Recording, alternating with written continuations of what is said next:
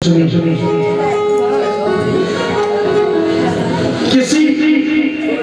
पर भी कोई परेशानी आती है तो परेशानी आपको एक संकेत देती है कि आपका ईश्वर आपसे प्रेम करता है और आप उस ईश्वर की ओर बढ़िए। वो प्रेम कर रहा है आपसे, इसलिए आपको परेशानी दे रहा है। जिससे ईश्वर प्रेम नहीं करता उसको कोई परेशानी नहीं होती। संसार में आप देखना तो बहुत बहुत बड़े धन्ना से थे, कोई परेशानी नहीं। क्यों? क्योंकि ईश्वर उनसे प्रेम नहीं करता और ईश्वर ने उन्हें छोड़ दिया कि तेरे जितने पुण्य कर्म हैं इसी जन्म में खत्म कर ले, क्योंकि अगले जन्म में तुझे परेशानी होगी नहीं। हमें परेशानी मिल रही है, आप सब लोग यहाँ बैठे हैं, लगता होगा कि मैं यहाँ खड़ा हूँ, मैं इनके बहुत नजदीक हूँ तो मुझे परेशानी नहीं। साहब बहुत परेशानी थोड़ी बहुत नहीं है, इतनी परेशानी है कि मन करता है कि आत्महत्या करें, लेकिन इसने हाथ पकड़ रखा, मरने नहीं देती और कहता है परेशानी झेल, दुख तुझे जानबूझ के दिए, क्योंकि जिसने तुझे सुख दे दिए उस दिन ईश्वर को भूल जाएगा। जिसने तुझे करोड़पति बना दिया उस दिन भूल जाएगा कि भगवान कौन है, खो जाएगा उसको से। तो परेशानी और दुख ईश्वर तब देता है जब आपसे प्रेम करता है। तो देखिए वो क्या क्या दे रहा है, ये मैं आपको एक भजन के माध्यम से बता रहा हूँ कि ईश्वर हर पल आपके साथ है और आपको क्या क्या दे रहा है। ईश्वर दे रहा है, आपको कहना है क्या ईश्वर के लिए?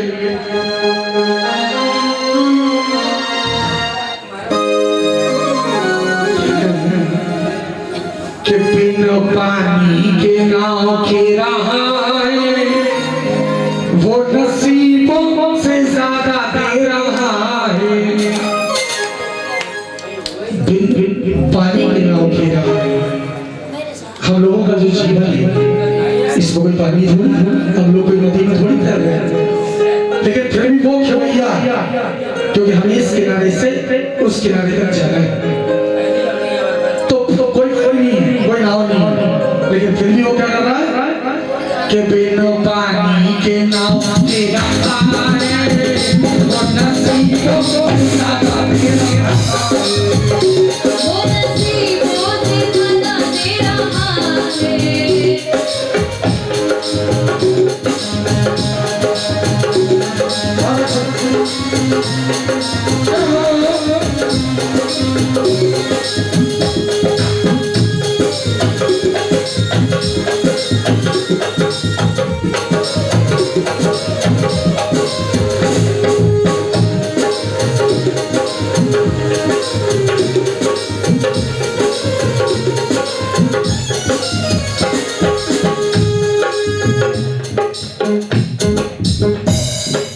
ऐसा क्या दे रहा है वो हमें, क्या दे रहा है वो हमें, इसकी जानकारी हमें होनी चाहिए।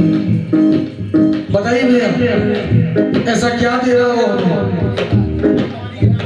नहीं, वो तो फिर पानी के तो नाव खेला, वो तो जीवन चला रहा है हमारा, लेकिन और क्या दे रहा है बताइए?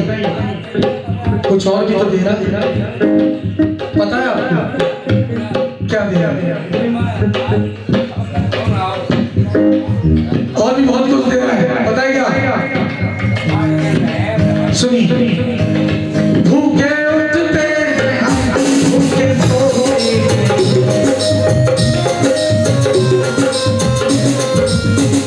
भूखे उठते भूखे सोते, भूखे उठते भूखे सोते,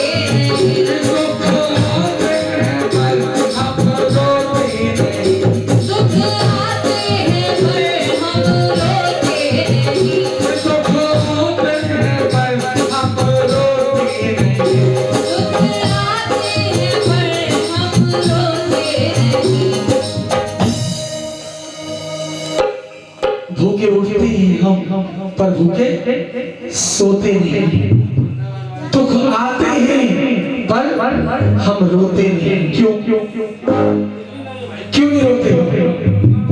क्योंकि ऐसा क्या हो रहा है, कुछ तो करना हो रहा है, क्योंकि तो गा रहे हैं लेकिन अब रो नहीं रहे। भैया आपकी बता नहीं, मैं अपनी बता रहा, बहुत सारे दुख है लेकिन आंसू आते ही नहीं, क्योंकि आने नहीं देता। क्यों? क्योंकि दिन रात खबर मेरा आए, वो नसीबों से ज्यादा तेरा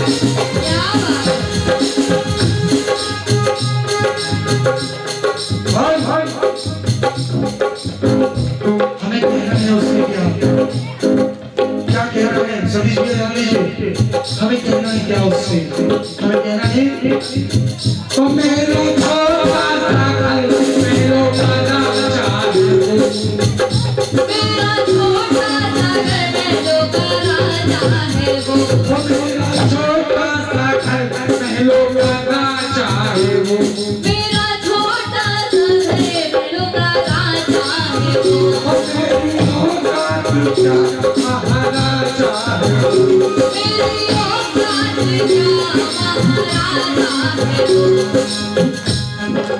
मेरा छोटा सा घर। अच्छा यहाँ पर किसका है जो बहुत बड़ा बंगला, बताओ है किसी का? किसी का बंगला हो बहुत बड़ा? नहीं, इनसे बड़ा है किसी का? किसी का नहीं? सभी भैया नहीं। मेरी औकात क्या, महाराजा है मेरी कोई औकात नहीं इसके सामने, कुछ भी नहीं, लेकिन उसके बावजूद क्योंकि जो कुछ ना हो इसके सामने, क्योंकि मेरा छोटा सा घर महलों का राजा है वो, मेरी औकात क्या, महाराजा है वो, लेकिन उसके बावजूद भी क्या कर रहा है पता है आपको? वो फिर भी आगे मेरी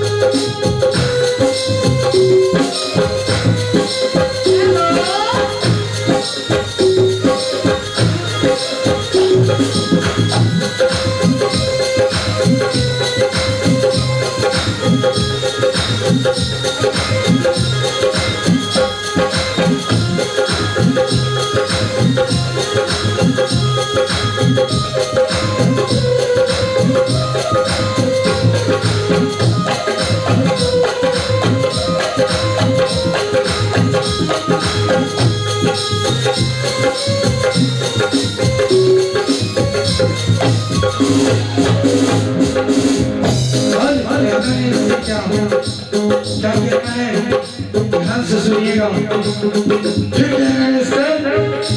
मेरे बाबा दीवाने बड़े से बड़े, मेरे बाबा दीवाने बड़े से बड़े, दीवाने इसके दीवाने बहुत बड़े बड़े हैं सब। हाँ, पंडोर सरकार का नाम आपने शायद ना सुना हो, लेकिन पंडित धीरेन्द्र के शास्त्री का नाम जरूर सुना होगा। बहुत बड़े बड़े दीवाने हैं बालाजी महाराज के। किशोरपुरी जी महाराज दुनिया में नहीं रहे, समाधि बन गई मेहंदी को, लेकिन नाम करके चले गए। गणेशपुरी महंत जी जिनकी वजह से मेहंदीपुर दरबार बना, जिन्होंने उसकी स्थापना की, वो भी बाबा के दीवाने नहीं रहे इस दुनिया में। लेकिन इस समय नरेशपुरी महंत जी जो इस समय मेहंदीपुर में वर्तमान में महंत जी हैं, बहुत बड़े बड़े दीवाने हैं, नाम नहीं है, इतनी गिनती नहीं है, हमारी तो कोई गिनती नहीं। हम तो धूल का एक कंकड़ जो होता है शायद उसके भी बराबर नहीं। बहुत बड़े बड़े दीवाने पड़े हैं, लेकिन आप समझिए इसकी कृपा को कि मेरे पापा दीवाने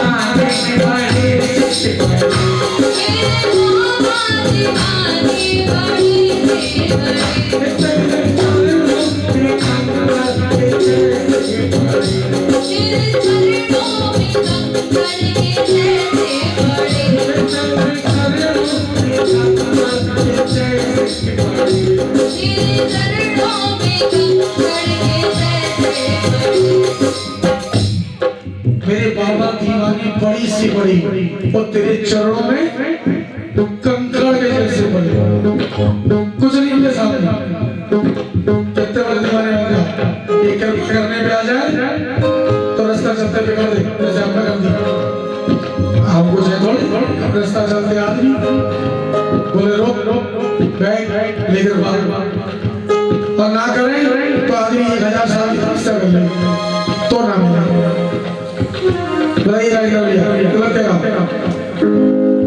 लेकिन उसके बावजूद भी फिर भी देखिए बाबा की कृपा कि मेरे पापा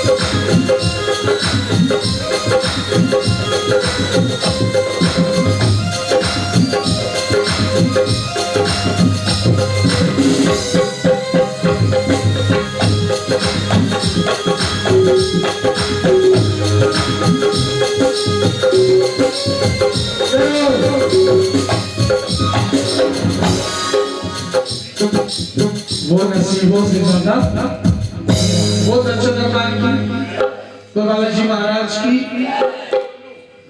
भजन अगर आपको ये कितना सब अच्छा लगा तो एक बार वैसे मुझे गाना वाना नहीं आता भैया,